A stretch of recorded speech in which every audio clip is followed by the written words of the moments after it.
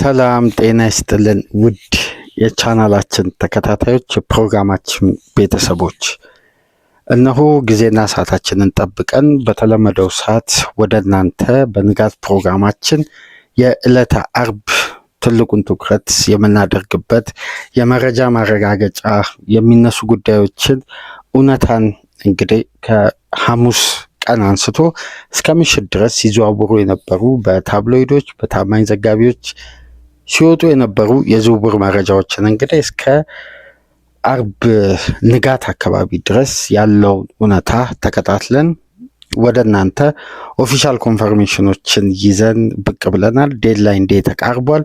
ክለቦች ምን እያደረጉ ነው? የቶፕ 5 የፕሪሚየር ሊግ ክለቦች በምን ያክል ደረጃ እየተንቀሳቀሱ ነው? እነማንን አቅደዋል? እንዴት የዝውውር ሂደቱ ሊካሄድ ይችላል? በዚህ ፕሮግራም ጥቆማ የምንሰጣችሁ ይሆናል። ለማንኛውም ይህንን ፕሮግራም ስታደምጡ ላይክ እንድታደርጉ፣ ላይክ ስታደርጉ በርካታ የእግር ኳስ ቤተሰብ እንዲያደምጠው ስለሚረዳ በርካታ የእግር ኳስ ቤተሰቦች ጋር ስለሚደርስ ላይክ እያደረጋችሁ እንድታደምጡን፣ አዲስ ከሆናችሁ ደግሞ ሰብስክራይብ በማድረግ ለዚህ ቻናል ቤተሰብ እንድትሆኑ የሰብስክራይብ ቁጥራችን እንድታሳድጉ ከፍ እንድታደርጉ በአክብሮት እየጋበዝን ይህንን ፕሮግራም ከሀገር ውጭ የምታደምጡ የቻናላችን ተከታታዮች በሱፐር ስቲከር፣ በሱፐር ቻት፣ በሱፐር ታንክስ ድጋፍ እንድታደርጉ የአክብሮት ግብዣችን ነው። በስክሪናችን ላይ እንደምትመለከቱት ኤድዋርዶ ካቫሚንጋ፣ ጁሊያን አልቫሬዝ እና ሚካኤል ኦሊሴ ሶስቱ ተጫዋቾች በትናንትናው ዕለት በኤክስ ገጽ ምናልባት አዘውትራችሁ የምትጠቀሙ በተደጋጋሚ አፕዴቶች የምትከታተሉ ይህም ፕሮግራም የምታደምጡ የእነዚህ ሶስት ተጫዋቾች ስም በትናንትናው ዕለት በከፍተኛ ሁኔታ በዝውውር ዘጋቢዎችም በታብሎይዶችም ባልተረጋገጠ መረጃም ከስፔንም ከጀርመንም ከወደ እንግሊዝም በርካታ መረጃ ሲዘዋወር ነበር። ሶስቱም ተጫዋቾች ከተለያዩ ክለቦች ጋር ስማቸው ተያይዞ እየተነሳ ነው የሚገኘው። በጣም ከፍተኛ ገንዘብ ሊወጣባቸው የሚችሉ ትልቅ አቅም ያላቸው ወጣት ተጫዋቾች ወደ እንግሊዝ ምድር ከሶስት ትላልቅ ሊግ ሊመጡ ከሁለት ትላልቅ ሊግ ከአንድ ዋና ከተማ በቀጥታ ወደ ፕሪሚየር ሊግ ሊመጡ ይችላሉ የሚሉ ግምቶች በዝተዋል። ከተለያዩ ክለቦች ጋር ስማቸው የተያያዘ ነው። ከምን መነሻ ነው? መረጃውስ? ይሄኛው የተጫዋቾች የዝውውር መስኮት ሊጠናቀቅ ቀናት ቀርቶታል። ነገር ግን አንዳንድ ዘገባዎች ላይ ጠንካራ የሆነ እውነታንም አግኝተናል።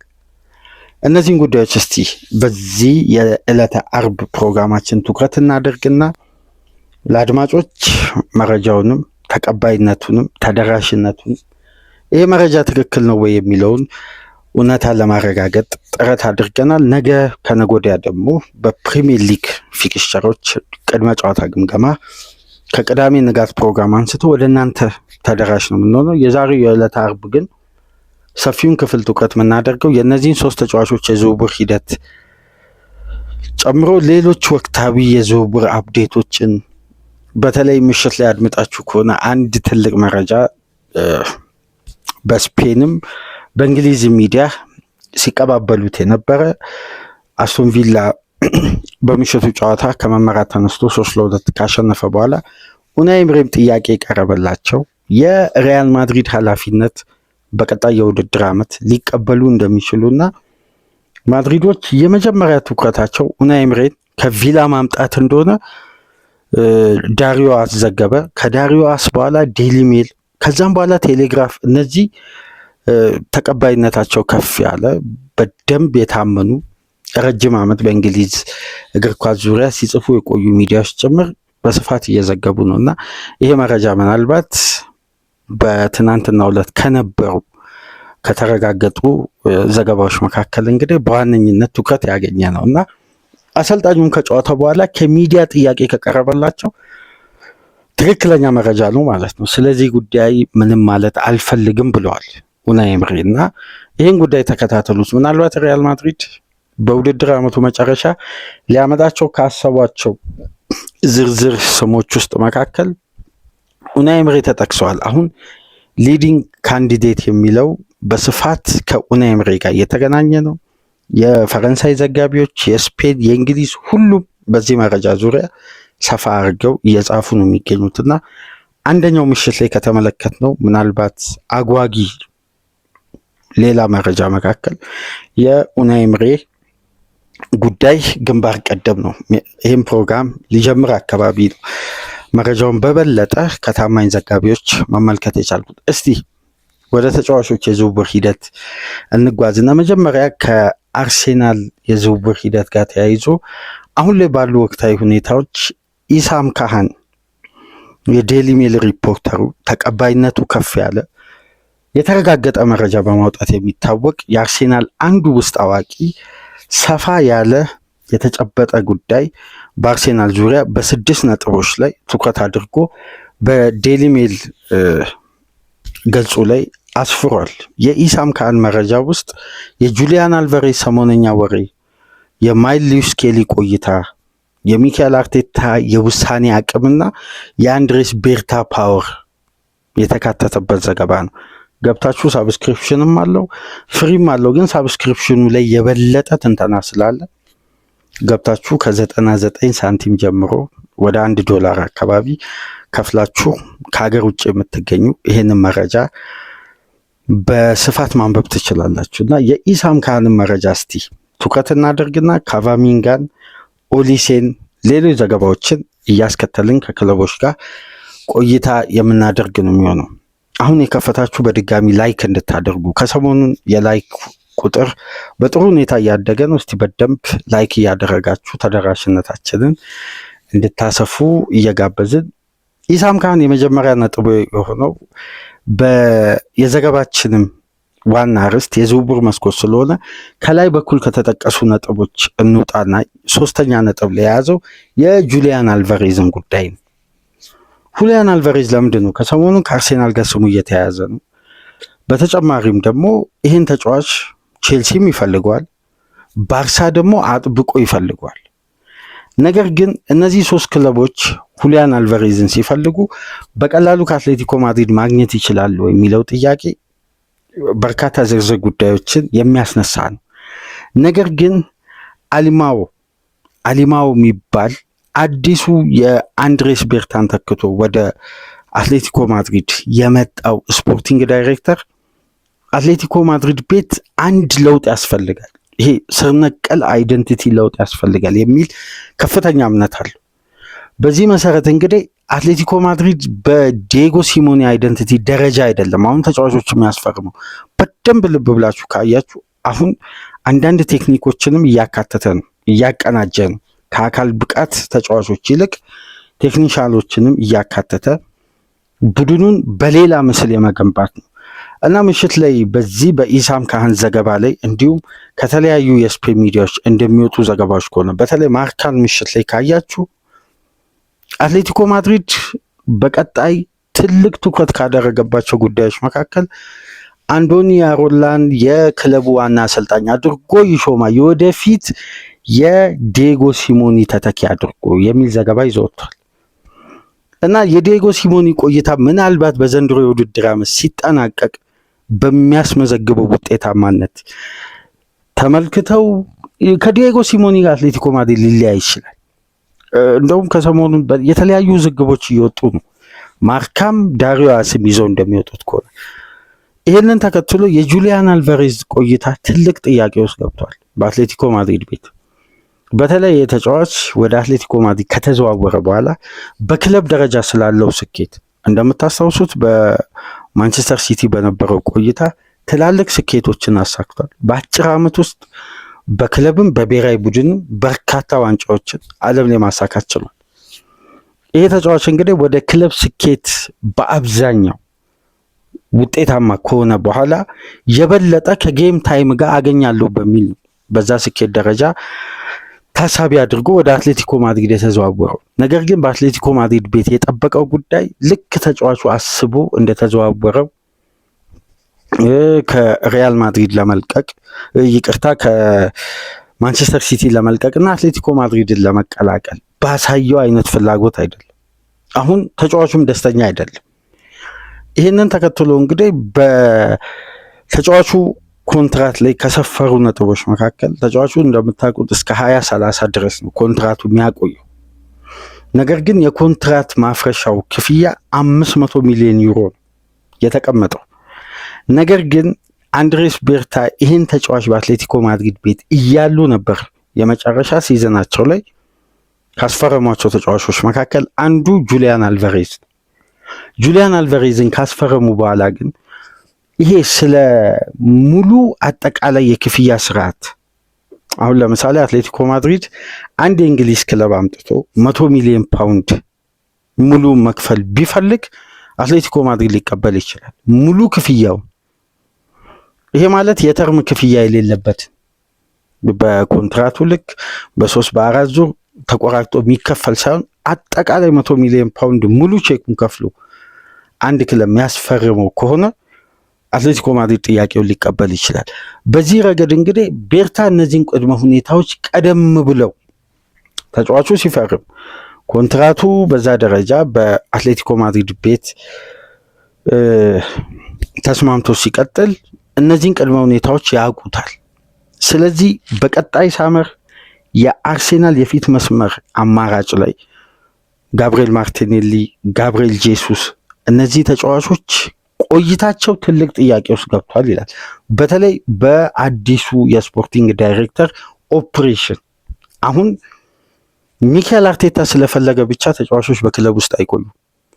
እንደነዚህ አይነት ጠንካራ ሹመት በበለጠ ደግሞ አሰልጣኙ ላይም የበለጠ ስልጣን ያላቸው ስፖርቲንግ ዳይሬክተሮች ሲመጡ ከሚያስተላልፉት ውሳኔዎች መካከል በቲሙ አገልግሎታቸው አሪፍ ነው፣ ውጤታማነታቸው ግን ጥያቄ ውስጥ ያለ ይሄ የስኳድ ተጫዋቾችን በበለጠ ጥራት ማደስ ይፈልጋሉና እንደነዚህ አይነት ተጫዋቾችን እያስታመሙ በብቃት መውረድ በጉዳት እያስታመሙ መቆየት አይፈልጉም እና እነዚህ ተጫዋቾች በአርሴናል የመቆየት እድላቸው በጣም ዝቅተኛ ነው ይላል። የኢሳም ካንን ዘገባ ገብታችሁ መመልከት ትችላላችሁ። እዚህ ዘገባ ላይ ከተመለከትናቸው ነጥቦች መካከል ይሄኛው በዋነኝነት ይነሳልና የአርሴናል ኃላፊዎች በዚህን ሰዓት አንድሬስ ቤርታን ጨምሮ በከፍተኛ ሁኔታ ትኩረት ያደረጉት በጥራት ስብስቡን ለማሳደግ የማርቲኔሊ የጋብሪኤል ጄሱስን ቀጥተኛ ሽያጭ አጠቃላይ ገንዘብ ለሁሊያን አልቫሬዝ ለማዋልና ይህን ተጫዋች በሙሉ ፓኬጅ 90 ሚሊዮን ፓውንድ ለማስፈረም ቅድመ ዝግጅት እያደረጉ ነው። ይሄ እቅድ ግን የሚካኤል አርቴታ እቅድ አይደለም። የአንድሬስ ቤርታ ለምሳሌ ፉትቦል ኦፕሬሽን ተብሎ በገበያው ላይ ያሉ ተጫዋቾች ከአርቴታ ሲስተም ጋር ከክለቡ እቅድ ጋር ስትራቴጂ ጋር ተስማሚ የሚሆኑ ተጫዋቾች ሲገኙ አርቴታ ስለፈለገ ስላልፈለገ ብቻ ሳይሆን ለቡድኑ አገልግሎት ይጠቅማሉ በሚል የሚፈርሙ ተጫዋቾች አሉ። እንደውም በቅርብ ሳምንት በደንብ ከተመለከታችሁ ይሄ ዘጋቢ አንድ መረጃ ካወጣ በኋላ አብዛኛው አርሴናል ደጋፊ በዚህ ሀሳብ ተስማምቶ ለመወያያነትም ሲያቀርቡ እናደምጣለን። ቪክተር ዮኬሬስ የቤርታ የዝውውር እቅድ ነው፣ የአርቴታ እቅድ አይደለም። የአርቴታ እቅድ ቤንጃሚን ሼሽኮ ነው። እንዲሁም ኤበሪቼዜ የአርሴናል ፉትቦል ኦፕሬሽን የቤርታ የምልመላ ሂደት ያገኘው አንዱ ውጤታማ ተጫዋች ነው እንጂ የሚካኤል አርቴታ ቀጥታ ተፈላጊ ተጫዋች አይደለም የሚል እንደዚህ አይነት ሀሳብ ያለው ዘገባ በኢሳም ካህን ከተላለፈ በኋላ ከ2 ወር 1 ወር ቀደም ብሎ የተጻፈ መረጃ ነበርና የአርሴናል ደጋፊዎች አብዛኛውም ይሄን ሀሳብ እየተጋሩት መጥተዋል። ተጫዋቾች ለምን ውጤታማ አልሆኑም? ብቃታቸው አስተማማኝ ነው፣ በፕራይም ታይማቸው ላይ ይገኛሉ፣ ግን ሲስተማቲካሊ ለአርቴታ ፊት እያደረጉ አይደለም። ሲዝኑን በጥሩ ሁኔታ ይጀምራሉ፣ የአርሴናልን ሲዝን የበለጠ ያሳምራሉ ሲባል እነዚህ ተጫዋቾች በተጠበቁት ደረጃ አይደለም በሚል ጥያቄ የተነሳባቸው የሚገኘው ይሄ የአሰራር ደንብ ነው በሚል ሀሳቦችን እየተጋሩ ነው። አሁንም የሁሊያን አልቫሬዝ የአርሴናል ፍላጎት በስፖርቲንግ ዳይሬክተሩ እቅድ ውስጥ የተካተተ እንጂ እዛ ጋር ማናጀሩ ሚካኤል አርቴታ ፈልጎታል የሚል ነገር የለም። አሁንም የቤርታ ትልቁ የቀጣይ የዝውውር መስኮት ትልቁ ኢላማ ጁሊያን አልቫሬዝ ነው በፊት መስመር በኩል። በተጨማሪም አርሴናል እንግዲህ ማይሊ ሉዊስ ስኬሊን በቀጣይ ሳመር ለጌም ታይምም በተለይ ለተሻለ ኤክስፒሪየንስ ተጫዋቹን ሊሸኝም እንደሚችል እዚህ ዘገባ ላይ ተያይዞ ተነስቷል። ነገር ግን የአርሰናል ደጋፊዎች የበለጠ አንድ ጉዳይ ሊቆጩበት የሚችሉ አንዳንድ ጉዳዮች እየወጡ ነው የሚገኙት ከወደ ፈረንሳይ። በጃንዋሪ 23 ነበር ኢተን ንዋኔሪ ወደ ኦሎምፒክ ዲ ማርሴይ የተዘዋወረው። በመጀመሪያው ጨዋታ ግብ አስቆጠረ፣ አስደናቂ አጀማመር አደረገ። ነገር ግን ኦሎምፒክ ማርሴይ ከቻምፒየንስ ሊግ እግር ኳስ ውጭ መሆኑን ተከትሎ ከፍተኛ ትችት፣ ተቃውሞ ከደጋፊ ከቦርዱ ሮቤርቶ ዲዘርቢ ላይ ወረደ። አሰልጣኙ ትናንት ምሽት እንደ ፈረንሳይ ሚዲያ በተለይ የአርሚሲ ስፖርት ዘጋቢ ሴንት እንደሚለው ከሆነ በይፋ የልቀቁኝ ጥያቄ አስገብቷል። አሁን ዋና አርሴናል በስትራቴጂ ደረጃ አቅዶ ኢተን ንዋኔሪ ለማርሴይ የሰጠው የሮቤርቶ ዲዘርቢ ወጣት ተጫዋቾች የሚሰጡት እድልና እድገታቸውን የሚጠብቁበትን መንገድ ስትራቴጂካሊ ተመልክተው ነው ይህን ተጫዋች ወደዛ ውሰት የሸኙት። ነገር ግን ዲዘርቢ እንግዲህ በክለቡ አስተዳዳሪዎች በደረሰባቸው ትችት በተለይ በቀጣይ ሳመር እነ ሜሰን ግሪንውድን ለመሸጥ ማርሴይ ከወዲሁ እቅድ አለውና ይህንን ተከትሎ አሰልጣኙ ደስተኛ አይደሉም። ምናልባት ማርሴይን የሚለቁ ከሆነ የአዲሱ አሰልጣኝ ስትራቴጂ ምን እንደሆነ አርሴናል ማወቅ አይችልም። ያው ተቀጥሮ እንደገና ሌላ ውይይት ሊፈልግ ነው። ኢተንን ይፈልግ አይፈልግ አይታወቅም። እንግዲህ የአርሰናል ደጋፊዎች ዲዘርቢ የሚለቅ ከሆነ ለኢተን ንዋኔሪ ጥሩ አይሆንም የማርሴይ ቤት ቆይታ በአጠቃላይ። ምክንያቱም እንደምታውቁት በዝውውሩ ከተጠናቀቀ በኋላ የአርቴታና የዲዘርቢ ቀጥታ ግንኙነት ማድረጋቸው ኮሚኒኬት ማድረጋቸው ላ ተነግሯል በጊዜው። ስለዚህ ይሄ ጉዳይ ምናልባት ሌላ ትኩረት የሚስብ አዲስ አርስት ነው። በአጠቃላይ በአርሴናል ዙሪያ የወጡ መረጃዎች ይህን ይመስላሉ። ከሰሞኑ የዩሊያን አልቫሬዝ ስም በስፋት ተያይዞ የተነሳበት ዋነኛ ምክንያት ይሄ ነው። ቤርታ ቀጣይ ሳመር ትልቅ ገንዘብ ለማውጣት ምናልባት በክለቡ ሪከርድ የአጥቂ መስመር ፈራሚ ሊሆን ይችላል። ከፍተኛውን ገንዘብ ያው ከደክላን ራይስ በመቀጠል ትልቁን ገንዘብ እዚህ ተጫዋች ላይ አርሴናል ኢንቨስት ለማድረግ ቅድመ ዝግጅት እያደረገ መሆኑ 100% ተረጋግጧል። ይሄ ጉዳይ ከወደ ስፔንም እንዲሁም የአርሴናሉ ታማኙ ዘጋቢ ኢሳም ካህንም ትናንት ምሽት አረጋግጧል ማለት ነው። ስለዚህ በጁሊያን አልቫሬዝ ዙሪያ የሚወጣው ዘገባ ይህን ይመስላል። እስቲ በቀጥታ የኤድዋርዶ ካቫሚንጋን ጉዳይ እንመልከት። ምንድን ነው ከትናንት ከቀን ጀምሮ በኤክስ ገጽ ላይ በተለይ ካች ኦፍ ሳይድ፣ ሜትሮ፣ እነዚህ ሚዲያዎች በነገራችን ላይ አድማጮች ከእውነት የራቀ የዝውውር መረጃዎችን በማጋራት የሚታወቁ ናቸው። ካች ኦፍ ሳይድም ሆነ ሜትሮ ሁለቱም አንድም ተጨባጭ ምንጭ የላቸውም። አብዛኛው የሐሰት መረጃ ነው። በየትኛውም መመዘኛ ከነዚህ የሚዲያ ዘገባዎች ላይ ምንም አይነት ትክክለኛ የታመነ ዘገባ ወጥቶ አያውቅም እና በአብዛኛው የእግር ኳሱን ቤተሰብ በማሳሳት ነው የሚታወቁት እና በደንብ ከተመለከታችሁ የእነሱ ሊንክ ሼር ማድረጉላ አይቻልም። በጣም በከፍተኛ ሪፖርት እና በየጊዜው ይህ አካውንት በሚኖረው ከፍተኛ ሪፖርት ምክንያት ይዘጋል፣ ድጋሚ ይከፈታል፣ ይዘጋል። ከፎሬን ፔጅ ላይ አንፋሎ ካላደረጋቸው በስተቀር በየ2-3 ሰዓቱ ብሬኪንግ ኒውስ፣ በዛ ላይ በሚገርም ሁኔታ ወደ 500,000 ምናምን ተከታይ ያላቸው ምንም አንድም የታመነ ተጨባጭ እውነታ የለውም። እነዚህ ሁለት ሚዲያዎች ላይ ሜትሮ ስፖርት እና ካች ኦፍ ሳይድ ሁለቱም በዘገባዎች በኩል 100% ከእውነት የራቀ የሐሰት መረጃ ነው የሚያጋሩት እና ትናንትና ቀን ላይ የኤድዋርዶ ካቫሚንጋን ዝውውር ከ75 እስከ 80 ሚሊዮን ፓውንድ ከሊቨርፑል ጋር ለመስማማት ተቃርቧል፣ ኤድዋርዶ ካቫሚንጋ ወደ ሊቨርፑል ይዘዋወር ነው የሚል ዘገባ አጋሩ። አንዳንድ የማንጠብቃቸውም ትላልቅ ማለት ከዘገባቸው አንጻር ተቀባይነት እያተረፉ የመጡ ትላልቅ ሪፖርተሮችም ሪትዊት አድርገው ተመለከትን። ስለዚህ መረጃው መጣራት አለበት የግድ። ምክንያቱም እነዛ ያለ ተጨባጭ የአንድ ቡድንን ክፍተት ይመለከቱና በቀጥታ ወቅታዊ ሁኔታን ተመልክተው ተጫዋቹን በማገናኘት ታስታውሱ እንደሆነ ሀልክ ወደ ማንቸስተር ዩናይትድ ካልተሳሳትኩ የፖርቶ ሀልክ ግብዳው ተጫዋች ብራዚላዊው ወደ ማንቸስተር ዩናይትድ በ80 ሚሊዮን ፓውንድ ምናምን ለመምጣት ሁሉንም ነገር ጨርሶ ማንቸስተር ዩናይትድ ኤርፖርት ነው የሚገኘው የሚል አንድ የሃልክ ኤርፖርት ላይ የሚገኝበት ምስል በመለጠፍ በርካታ የእግር ኳስ ተመልካቾችን ከ78 ዓመት በፊት ከረጅም ዓመት በፊት አሳስተው ነበር እና ካሽ ኦፍሳይድ የረጅም ጊዜ ኤክስፒሪየንስ ያለው ሚዲያ ነው በሶሻል ሚዲያ ውስጥ ከዚህ በፊት ተቀባይነት ያለው የሚመስል ሚዲያ ነው። ነገር ግን ሶሻል ሚዲያ እየተስፋፋ የመረጃ ምንጮች ከፍ እያሉ ሲመጡ የሐሰት ሚዲያ መሆኑ ተረጋግጦ አብዛኛው ፌክ ኒውስ እንደሆነ ያረጋግጥና ብዙም ጉዳዩ ላይ ትኩረት አይሰጥም።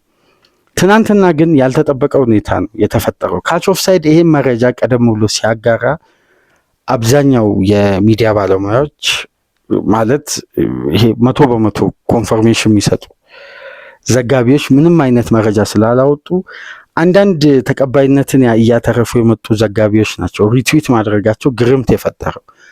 ነገር ግን ምሽት ላይ ዲፌንሳ ሴንትራል የሚባለው ለሪያል ማድሪድ የበለጠ ቅርብ የሆነ የአርቫሎ አርብሎዋን ቅጥር ቀደም ብሎ ያረጋገጠ የዛቪ አሎንሶን ስንብት ከ6-7 ሰዓት በፊት ቀድሞ ኮንፈርም ያደረገ የሪያል ማድሪድን ጓዳ የበለጠ ያውቃል የሚባል የሚዲያ ባለሙያዎች የበለጠ ለማድሪድ ኃላፊዎች ቅርብ ናቸው ከሚባሉ ከነ ማርካም ከነ ዳሪዮ አስም ከፍተኛ እምነት እያገኘ የመጣው የማድሪድ ዕለታዊ ሚዲያ እንደሚለው ከሆነ ኤድዋርዶ ካቫሚንጋ በሪያል ማድሪድ ደስተኛ አይደለም።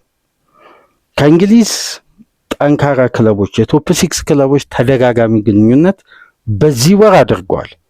ከነዚህ መካከል አንደኛ ደረጃ ላይ ሊቨርፑል ይጠቀሳል። ይሄ ነው መረጃው፣ ትክክለኛው ተጨባጩ መረጃ ይሄ ነው። ስምምነት ላይ ተደርሷል ምናምን የሚለው 100% ውሸት ነው። ግን ኤድዋርዶ ካቫሚንጋ አንዱ የሊቨርፑል ኢላማ ነው በቀጣይ ሳመር። ነገር ግን ካች ኦፍሳይድ ላይ የተመለከታችሁ 75-80 ሚሊዮን ፓውንድ የሚለው ክፍያ ትክክል አይደለም። ሪያል ማድሪድ 90 ሚሊዮን ፓውንድ ወይም 110 ሚሊዮን ዩሮ ለሚያቀርብ ክለብ በሩን አልዘጋም። ቀጣይ ሳመር ሊያደምጥ ይችላል። በተለይ ሪያል ማድሪድ ቪቲኛን ለማስፈረም ከፒኤስጂ ጠንካራ ፍላጎት አለው ቀጣይ የዝውውር መስኮት ላይ ይላል። ይሄ ከወደ ስፔን የተገኘ መረጃ ነው። ስለዚህ የተረጋገጠ እውነታ ምንድን ነው? ሊቨርፑል ካቫሚንጋን እንደሚፈልግና ማድሪድ ደግሞ ቪቲኛን ለማስፈረም ጠንካራ ፍላጎት እንዳለው ነው። ይሄ ነው በዘገባው ላይ የተረጋገጠውም ትክክለኛውን መረጃ ሊሆን የሚችለው ይሄ ነው። ምክንያቱም የበለጠ ታማኝነትም ተቀባይነትም ሊኖር የሚችለው ከካች ኦፍሳይድ ይልቅ ዲፌንሳ ሴንትራል የሚባለው ለሪያል ማድሪድ ለማድሪድ ከተማ ክለቦች የበለጠ ቅርብ የሆነ የመረጃ ምንጭ ነው እና በተለይ ቶፕ ዩኬ በሚል ቬሪፊኬሽን አካውንት ካቫሚንጋ በዚህም የዝውውር መስኮት ሊመጣ ይችላል የሚልም ዘገባ አያይዘው ነው የጻፉት። ይሄ ከእውነት የራቀ ነው። በጭራሽ ሊሆንም አይችልም። ማድሪድም በዚህን ሰዓት ማንንም አይሸጥም፣ ማንንም አይገዛም በጥር የዝውውር መስኮት። ይሄ ቀደም ብሎ የሚታወቅ የማድሪድ ስትራቴጂ ነው። ጥር ላይ ተጫዋች ለማስፈረም ማድሪድ ከስንት ጊዜ አንዴ ቢጥር እንጂ ብዙም ፍላጎት የለውም። የበለጠ ተጫዋቾችን ደግሞ በዚህ የዝውውር መስኮት ይሸጣል ተብሎ አይጠበቅም። ከዚህ ጋር ተያይዞ እንግዲህ እዛው ዲፌንሳ ሴንትራል ላይ ተመለከት ነው።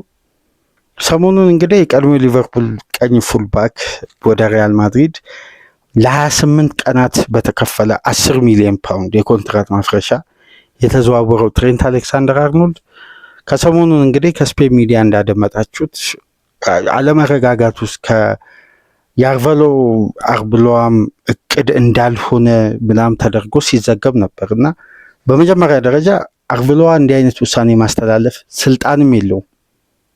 ምክንያቱም ጊዜያዊ አሰልጣኝ ነው። ይህም ቡድን ይዞ እስከዚህ የውድድር ዓመት ማሸጋገር እንጂ ይቀጥላል የሚልም እምነት የለም። ማድሪድ አሁንም ቅድመ ዝግጅት እያደረገ የሚገኘው ከተቻለ የርገን ክሎፕን ለማምጣት ግን የሚቻል አይመስልም። በሁለተኛ ደረጃ በእቅድ ውስጥ ከተያዙ አሰልጣኞች መካከል ኡናይ ኤምሬ አሁን ላይ በጣም ተፈላጊ አሰልጣኝ ናቸው በሪያል ማድሪድ እና የኤድዋርዶ ካቫሚንጋ ጉዳይ ደግሞ ከሚመጣው አሰልጣኝ ጋር ቀጥተኛ ተያያዥ ነው። የሚመጣው አሰልጣኝ እቅድ ውስጥ ይኑር አይኑር ከዛም በኋላ የሚረጋገጠው ነገር ግን ተጫዋቹም ማድሪድም ደስተኛ አይደሉም። በተለይ የሚያጋጥመው ተደጋጋሚ ጉዳት፣ የተጫዋቹ አገልግሎት ማነስ፣ ፐርፎርማንሱ ደግሞ በዘንድሮ የውድድር ዓመት የበለጠ መውረዱን ተከትሎ ካቫሚንጋ ሊለቅ ይችላል የሚለው ጉዳይ ከወደ ስፔን ተጨባጭ እውነታ ተገኝቷል። የእንግሊዞቹ ግን ሜትሮ ካች ኦፍ ሳይድ የሚጽፉት መረጃ ከእውነት የራቀ ነው። ሊቨርፑል ይፈልገዋል፣ ግን ሊቨርፑል ብቻ አይደለም። ለምሳሌ ማንቸስተር ዩናይትድ ይህን ተጫዋች አጥብቆ ይከታተላል። ቀጣይ ዓመት የበለጠ አማካይ ክፍሉ ላይ በአንገብጋቢ ሁኔታ በርካታ ተጫዋች ሊያስፈልግ የሚችለው ማንቸስተር ዩናይትድ ቤት እነ ካሴሜሮ በቀጣይ ዓመት ይለቃል። የብሩኖ እድሜ ያለ አንድ ኮቢ ሜይኑ ነው በቡድን ውስጥ አሁን ካሪሽ ከሚያሸጋግረው ስብስብ ውስጥ ቀጣይ ዓመት ሊቀጥል የሚችለው። የኡጋርቴ ቆይታ ምንም አይነት እርግጠኛነት የለም። ላይቆይ የሚችልበት እድል በጣም ሰፊ ነው። ስለዚህ ማንቸስተር ዩናይትድ ነው 2-3 አማካይ የሚያስፈልገው እና ካቫሚንጋን አጥብቆ ይፈልጋል። ነገር ግን የዩኤፋ ሻምፒየንስ ሊግን ቦታ ይዞ ማረጋገጥ ግዴታ ነው የነ ካቫሚንጋን አይነት ተጫዋች ለማስፈረም እና አሁን ላይ ያለው ትክክለኛ እውነታ ካቫሚንጋ በሊቨርፑል በማንቸስተር በጥብቅ ይፈለጋል። ነገር ግን ተጫዋቹ በዚህ የዝውውር መስኮትም አይዘዋወርም። ቀጣይ ሳመርም ለማዘዋወር ቀላል የሚባል የዝውውር ሂደት አይደለም።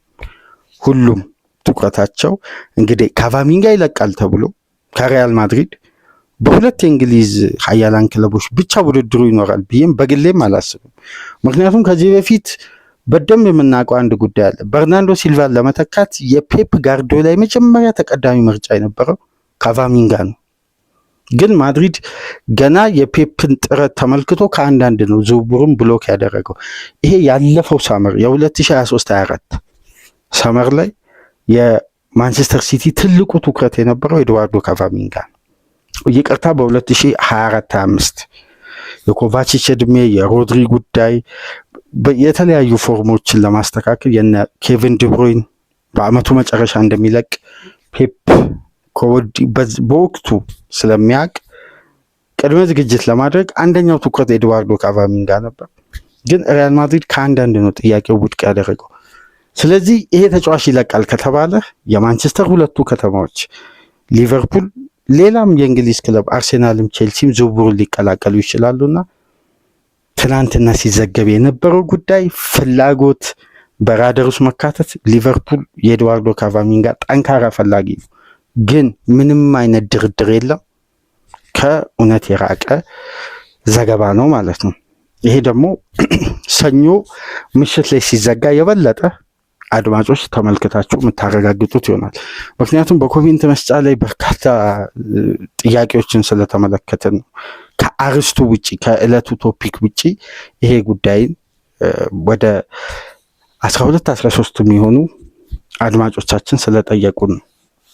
እሺ የኤድዋርዶ ካቫሚንጋን ጉዳይ እንዲህ ከተመለከትን የሚካኤል ኦሊሴስ ምሽት ላይ ደግሞ ኢንዲያኪ የሚባል አንድ ዩዘር ኔሙ ነው የሚታወቀው። ምንም አይነት ሶርስ የለውም ማለት ለአንድ ሚዲያ የሚሰራ አይደለም። የራሴ ሶርስ አለኝ ነው የሚለው። ኢንዲያኪ የሚባል የትዊተር ስም የኤክስ ስም። ይሄ ሪፖርተር እንዳንለው ሪፖርተር አይደለም፣ ለየትኛው ሚዲያ ይሰራል። ግን የኤክስ መረጃ አለኝ በማለት ኤክስ ላይ የሚጽፍ የዝውውር ዘጋቢ ነው። አንዳንዴ ባልተጠበቀ ሁኔታ ለምሳሌ ዴቪድ ኦርኒስተን በአንድ ወቅት በዝውውር ዘገባዎች ላይ አንዲትም የመረጃ መዛነፍ የማይፈጠርበት ያላት ነገር ቀጥተኛ ተፈጻሚ የሚሆነው በዝውውር ላይ የሚፈጠሩ ሁኔታዎች አይታወቁም ይባላል። ግን ኦርኒስተን ዘግቦ ዘገባ ጠብ ያለ የለም። 100% የተረጋገጠ መረጃ ብቻ ነው ወደ ሚዲያ አምጥቶ በየ3 ሰዓቱ በየ1 ሰዓቱ በየ30 ደቂቃው ዘገባ አይለቅም። 15 ቀንም 1 ሳምንትም ዘገባ ላይጠቁም ይችላል። ነገር ግን እሱ ያላት ዘገባ ሁሌም ተፈጻሚ ነው የምትሆነው። ለምን? ከክለቦች ቀጥታ ሪኩፕመንት አባላት እና ከፉትቦል ኦፕሬሽንስ ከሚሰሩ ለሚዲያ ቅርብ የሆኑ ለሚዲያ ዘገባዎችን ከሚያሰራጩ ኃላፊዎች ነው ዘገባውን በቀጥታ የሚያገኘው። ስለዚህ ኦፊሻሊ ተከፍሎት ነው የሚዘግበው ማለት ነው። ስለዚህ በመረጃ ላይ መዛነፍ የለም። ዴቪድ ኦርኒስተን በአንድ ወቅት ባለፈው ሳመር አብዛኛው የእግር ኳስ የዝውውር የምትከታተሉ ኤክስን በጣም አጥብቃችሁ የምትከታተሉ ልታስተውሉ ትችላላችሁ። ከኢንዲያኪ በመቀጠል ይህም መረጃ አገኘው ብሎ የዛን የኤክስ ጸሐፊ ዩዘርኔም ሜንሽን በማድረግ ሪፕሌይ አድርጎ ሪፖስት አድርጎ ለጠፈ፣ የእሱን ስም በመለጠፍ ከዚህ ዘጋቢ በኋላ ነው እኔ መረጃውን ያገኘሁት ብሎ ምንም አይነት ኢሞጂ የመሳቅም ወይም ትኩረት ለመሳብ የሆነ ነገር አለ። በቀጥታ ነው የእሱን ስም በመጻፍ ሪፕሌይ አድርጎ ፖስት ያደረገው እና ይሄ ዘጋቢ ከዛች የዴቪድ ኦርኒስተን ሪፕሌይ በኋላ ተቀባይነት እያገኘ መጣ። ምክንያቱም ኦርኒስተን እኔን ቀድሞኛል ብሎ ነው የዛን ዩዘር ኔም የለጠፈውና በግለሰብ ደረጃ አይታወቅም። እዛ ጋር የራሱ የሆነ ምስል ምናምን የለውም። ፎቶ ወንዲውን ሴት የሚታወቅ ነገር የለም። ግን የሚያወጣቸው መረጃዎች ዛሬ እሱ መረጃውን ከጻፈ በኋላ ለምሳሌ ከ3 ቀን ከ4 ቀን አንዳንዴ ከሳምንት አንዳንዴ ከ15 ቀን በኋላ ዘገባው ላይ የሆነ እውነታ ደግሞ ይወጣና በትላልቅ ዘጋቢዎች ሲተነተን እናያለን። ይሄ ዘጋቢ እንደሚለው ከሆነ የመሐመድ ሳላህ በውድድር ዓመቱ መጨረሻ ወደ ሳውዲ ፕሮ ሊግ በ45 ሚሊዮን ዩሮ ወደ 37 ሚሊዮን ፓውንድ ሊቨርፑል ተጫዋቹን ባስፈረመበት ዋጋ ለሳውዲ ክለብ ይሸጣል። ለአንዱ የፒአይኤፍ ፐብሊክ ኢንቨስትመንት ፈንድ ከያዛቸው ክለቦች ውስጥ ለአንዱ ሊቨርፑል ለመሸጥ ከዛ ክለብ ጋር ድርድር አድርጓል። በዚህ አይነት ዋጋ ሊቨርፑሎች በቀጥታ ከፍተኛ አሁንም የብሪቲሽ ሪካርድ ሊሆን የሚችል ክፍያ ለሚካኤል ኦሊሴ ለባየር ሙኒክ ለማቅረብ ዝግጅት እያደረጉ ነው የሚል ዘገባ ነው። ይሄ ሚዲያ ላይ የተመለከትኩት የዚህ ሚዲያ ዘገባ ትክክለኛ ሪሊያብል ሶርስ ነው ብዬ አይደለም። በነገራችን ላይ ወደ እናንተ ማቀርበው አንዳንድ 50-50 የሆኑ ጉዳዮች ናቸው የሚጻፉት። 50-50 ስላችሁ አንዳንዴ ያልሆኑ ዘገባዎችንም ተመልክተን እናውቃለን።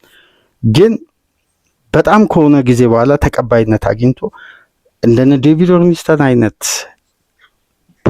100% በሚባል ደረጃ ከነ ፋብሪዚዮም ከነ ቤን ጃኮብስ ከነ አሌክስ ኮክም ከየትኛውም ዘጋቢ አንደኛ ደረጃ ላይ ሊቀመጥ የሚችል ለዛም ነው በሚዲያ የተረጋገጡ ዘገባዎችና አፕዴቶችን በማቅረብ ያለፈው ዓመት ክሬዲብል ሶርስ በማለት አዲሱን ሽልማት ማግኘት የቻለውና ይሄን የመሰለ ዘጋቢ እሱን ሪፖስት ካደረገ ይሄ የተቀባይነቱን አቅም በደንብ እያገኘ መምጣቱ ነው። ከኔ ቀድሞ መረጃውን አጋራ ከኢዲያኪ ቀጥሎ ነው እኔ መረጃ አገኘሁት ብሎ ነው በወቅቱ የጻፈውና ይሄ ሪፖርተር እንበለው እሺ፣ ለየትኛው ሚዲያ እንደሚሰራ ባይታወቅም ግን ኤክስ ላይ የሚጽፍ ዘጋቢ እንደሚለው ከሆነ ሊቨርፑሎች በዚህ አይነት ዋጋ ኦሊሴን ለማስፈረም ቅድመ ዝግጅት እያደረጉ ነው። ኦሊሴን ለማምጣት ሊቨርፑል የትኛውን መመዘኛ ከባየር ሙኒክ የሚቀርብላቸውን ቅድመ ሁኔታ ለማዘጋጀት ዝግጁ ናቸው። አንደኛው ኦፕሽን ግን ይላል ክፍያ ብቻ አይደለም፣ ተጫዋች ሊካተትበት ይችላል። የባየር ሙኒክ የቀጣይ ሳመር ኢላማ የሆነውን ኮርሊ ጋክፖን በዚህ የዝውውር አካል ሊሆን ይችላል። ይሄ ደግሞ በሊቨርፑል የአሰራር ደንብ ላይ አዲስ ለውጥ ሊያመጣ ይችላል። ምክንያቱም ሊቨርፑል የትኛውም ክለብ ጋር ሲደራደር የተጫዋችን የዝውውሩ አካል አድርጎ አያውቅም፣ ማድረግም አይፈልግም። ምክንያቱም የክለቡን አድቫንቴጅን ማሳጣት ነው ብለው ፋይናንሻሊ ስለሚያስቡ ያ ክለብ በሌላ የዝውውር ሂደት አንድን ተጫዋች አስፈርም እንጂ ተጫዋችን የዝውውር አካል አድርገው ይሄ አንድ ተጫዋች ላይ ገንዘብ ጨምረው ሌላ ተጫዋች ለማምጣት ምንም አይነት ጥረት አያደርጉም እና እንደዛ የሚል ዘገባ ምሽት ላይ አጋርቷል። እንግዲህ ተቀባይነት ያገኛል አያገኝም፣ ሌሎች ትላልቅ የታመኑ ሪፖርቶች ይዘው እስከሚወጡ መጠበቅ አለብን። ግን ይሄን ጉዳይ ደግሞ በበለጠ ቶክ ስፖርት ላይ አሁንም ደግሞ ምሽት ላይ ይሄን ጉዳይ ሪፕሌይ አደረጉ ማለት ሪፖስት አደረጉት። ይሄ ዘጋቢ እንዴት እንደሆነ እኔ እንጃ፣ ግን በጣም በትላልቅ የታመኑ ሚዲያዎች ላይ ተቀባይነት እያገኙ ነው። አንዴም የዴይሊ ሜል ሪፖርተር ዶሚኒክ ኪንግ የሚባል የዚህን ዘጋቢ ጽሑፍን ሪፖስት አድርጎታል። እንግዲህ በተለየ ሁኔታ ኤክስ ላይ አሁን ጥሩ ተቀባይነት እያገኘ የመጣ የራሱ ፔጅ ነው። በራሱ ስም ኢንዲያኪ ኒውስ የሚል ነው። አንዳንዴ በጉዳት በኩል ቀደም ብሎ ስለሆነ ተጫዋች የሚያወጣው ዘገባ እውነት ሆኖ ይገኛል። ከሰሞኑን ደግሞ የሊቨርፑል ኃላፊዎች በስሎት ላይ ተስፋ ቆርጠዋል። ጄምስ ፒርስ የዘገበው ዘገባ የትኛውም ክለብ አሰልጣኝ ከማሰናበቱ በፊት የሚያወጣው ሪፖርት ነው፣ በደንብ ቼክ አድርጉ በማለት አርነ ስሎት በሊቨርፑል ቆይታቸው ከፍተኛ አደጋ ውስጥ ገብቷል፣ የሻምፒየንስ ሊግ እግር ኳስንም ቢያሸንፉ ይላል እዚህ ዘጋቢ ላይ የተመለከትኩት። እንደ ምክንያት ደግሞ ያቀረበው አንዳንድ ጽሁፎችን አጋጣሚዎችን ለማገናኘት እንደሞከረው ከሆነ ሊቨርፑል በ2015-16 ካርሎ አንጀሎቲን ይቀጥራል፣ ብሬንዳን ሮጀርስን በቀጣይ ሳምንት ያሰናብታል የሚል ዘገባ በበዛበት ወቅት ጄምስ ፒርስ መጥቶ የሊቨርፑል ኃላፊዎች 100% ድጋፋቸውን ለአሰልጣኙ ነው የሚሰጡት፣ ከአሰልጣኙ ጎን ናቸው፣ በዚህም ወቅት አርነ ስሎትን ለማሰናበት ምንም አይነት ፍላጎት የለችውም በማለት ጄምስ ፒርስ በአትሌቲክስ ገጹ ላይ አጋራ። ነገር ግን ሊቨርፑል ከ9 ቀናት በኋላ ብሬንዳን ሮጀርስን አሰናበተ። ግን በወቅቱ የትኛውም የሚዲያ ባለሙያ የሚያውቀው ካርሎ አንጀሎቲ ሊቨርፑልን እንደሚይዙ ነው። ከዛም በኋላ ነው ማይክል ኤድዋርድ ጉዳዮችን ቀይሮ የርገን ክሎፕን ያመጣው። በዛም ወቅት ይሄ ሚዲያ ላይ የተጻፈው ጽሁፍ በአስገራሚ ሁኔታ የርገን ክሎፕ ናቸው የሊቨርፑል አሰልጣኝ በማለት ይሄ የሚዲያ ባለሙያ እዛ ላይ ጽፏል። እና ያችን ጽሁፍ በማምጣት ነው ይሄንን የኔም ፖስት አስታውሱ። ጄምስ ፒርስ በተመሳሳይ ጊዜ ብሬንዳን ሮጀርስን ሊቨርፑል ሲያሰናብት ከ9 ቀን በፊት ይሄን ሪፖርት ጽፎ ነበር። ግን ከ9 ቀን በኋላ ብሬንዳን ሮጀርስ ተሰናበቱ፣ የርገን ክሎፕ የሊቨርፑል አሰልጣኝ ሆኑ። አሁንም ይሄ ዘገባ ተመሳሳይ ነው፣ የቃላት ልዩነት ነው የሚለው። ይሄን ከትናንት በስቲያ ተመልክቻለሁ፣ ከሻምፒየንስ ሊግ ጨዋታ ቀደም ብሎ እና እነዚህ እውነታዎችን እንደ ተቀባይነት እንዳገኘ አድርጎ ራሱ ሪፖስት እያደረገ ማረጋገጫዎችን ይጽፋል። በአጠቃላይ ግን ይሄ ዘጋቢ አለም አላለም ከወደ ጀርመን የወጣው ደግሞ ሌላኛው ዘገባ ባየርን ስፔስ ላይ የተመለከት ነው። በተፎካካሪ ሊግ ውስጥ መጫወት ከዓለም ዋንጫ በኋላ የአንዳንድ የባየር ሙኒክ ተጫዋቾች በተለይ ወጣት ተጫዋቾች እነ ሚካኤል ኦሊሴ አንደኛው ፍላጎታቸው ነው የሚል ጽፏል። ስለዚህ ባየር ሙኒክ ሊጉ ላይ ዶሚኔት ማድረጉ፣ ተፎካካሪነት ማጣቱ ሊጉን ሌሎች ተጫዋቾች በእግር ኳስ ኬሪየራቸው በቶፕ ሊግ ላይ የራሳቸውን ብቃት አውጥቶ ለማሳየት የበለጠ ይሄ ኮምፒቲሽን በሌለው ሊግ ውስጥ ረጅም ጊዜ መቆየት አይፈልጉም። የበለጠ ቻሌንጆችን፣ አዲስ የትላልቅ ቡድን ስነቦናን፣ የራስን ጥንካሬ፣ የራስን አቅም በበለጠ ደረጃ ለማሻሻል እንዲህ አይነት ውሳኔዎችን ያስተላልፋሉና ሚካኤል ኦሊሴ ምናልባት በራሱ ፍላጎት ሙኒክን ካለቀቀ እንጂ ከሙኒክ እጅ ፈልቅቆ የነ ኦሊሴን አይነት ተጫዋች ለማስፈረም እንኳን በጣም ዳገቱ ከባድ ነው።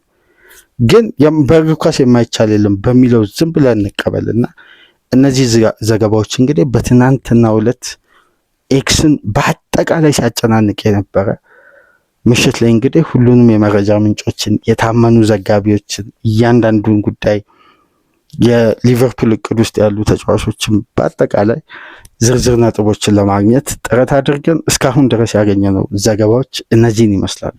ከተመቻችሁ ላይክ አድርጉ። ላይክ ስታደርጉ ተደራሽነታችንን ከፍ ያደርጋል። ላይክ እያደረጋችሁ እንድታደምጡን፣ አዲስ ከሆናችሁ ደግሞ ሰብስክራይብ በማድረግ ለቻናላችን ቤተሰብ እንድትሆኑ፣ የሰብስክራይብ ቁጥራችንን ከፍ እንድታደርጉ እንድታሳድጉ፣ የቻናላችንን ተደራሽነት እንድታሰፉ በአክብሮት እየጋበዝን ይህንን ፕሮግራም ከሀገር ውጭ የምታደምጡ የቻናላችን ተከታታዮች በሱፐር ስቲከር፣ በሱፐር ቻት፣ በሱፐር ታንክስ ድጋፍ አድርጉ።